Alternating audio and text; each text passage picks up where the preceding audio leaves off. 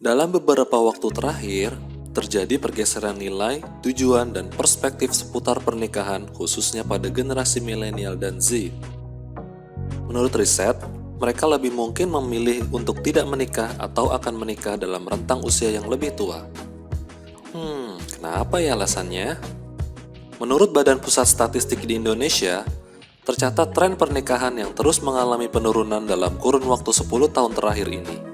Terdapat 1,74 juta pernikahan yang tercatat sepanjang 2021. Jumlah ini turun sekitar 2,8% dibandingkan dengan 2020 yang sebanyak 1,79 juta pernikahan. Tahun 2021 sekaligus menjadi tahun dengan pernikahan terendah. Alasan penurunan jumlah pernikahan ini ternyata terkait dengan isu finansial dan biaya hidup yang makin tinggi, mengejar pendidikan, dan juga karir. Mereka juga lebih serius dan matang mempersiapkan diri secara finansial dan emosional.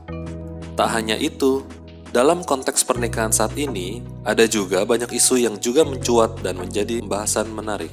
Mulai dari topik pesta pernikahan yang lebih sederhana, pernikahan bebas anak atau child free, dan tingkat perceraian yang angkanya semakin meningkat. Konselor pernikahan menyatakan bahwa fenomena generasi yang memilih menikah di atas usia 30 tahun salah satunya disebabkan oleh tingkat pendidikan masyarakat Indonesia yang sudah sangat baik.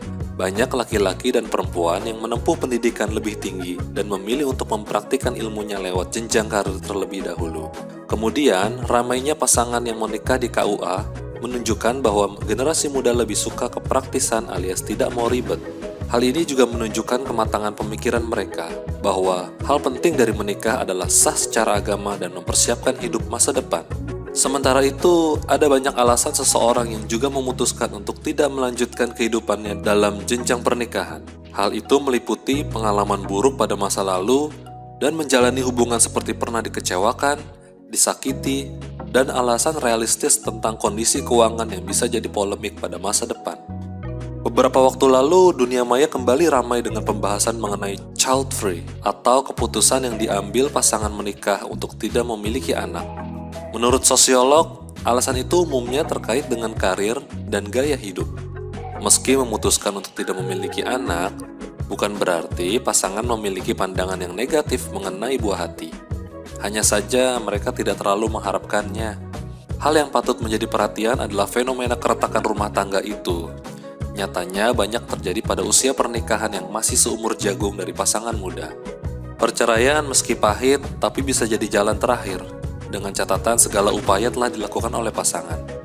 Penting untuk diingat bahwa keputusan untuk menikah, memiliki anak, dan bercerai adalah hak pribadi masing-masing individu atau pasangan, dan tidak boleh dipaksa oleh tekanan sosial atau budaya.